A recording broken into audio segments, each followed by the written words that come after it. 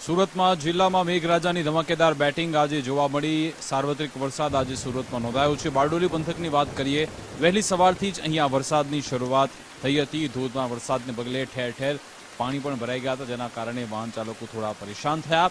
Bardoli Navsari state હાઈવેના દ્રશ્યો છે, જ્યાં વરસાદી પાણી ભરાવા લાગ્યા હતા, જેના કારણે ટ્રાફિક થોડો ધીમો થયો હતો। હાઈવે એક તરફથી બેસી જતા પાણી ભરાઈ ગયા હતા। સુરત જિલ્લામાં સાર્વત્રિક વરસાદ આજે નોંધાયો છે, જોકે કેટલીક જગ્યાએ આજે હાલાકીની તસવીરો પણ સામે આવી। બારડોલી પંથકના દ્રશ્યો, જ્યાં સ્ટેટ હાઈવે પર પાણી ભરાઈ ગયા હતા।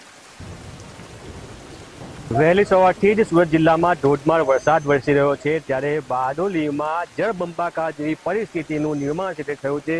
દ્રશ્ય જોઈ શકો છો, આ બારડોલી નવસારીને જોડતો આ સ્ટેટ હાઈવે છે। ભારે વરસાદને કારણે સ્ટેટ હાઈવે ઉપર પાણીનો ભરાવો છે તે થયો છે।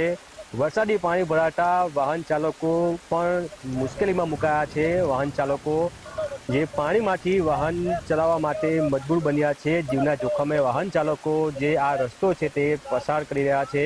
મહત્વનું છે કે વહેલી સવારથી જ સુરત જિલ્લામાં ધોધમાર વરસાદ વરસી રહ્યો છે। સુરત જિલ્લાના તમામ વિસ્તારોમાં ભારે વરસાદને કારણે જે વરસાદી પાણી ભરાવાની સમસ્યા છે તે સર્જાઈ છે, ત્યારે બારડોલી ખાતે જે આ વરસાદી પાણી છે તે ભરાયું છે।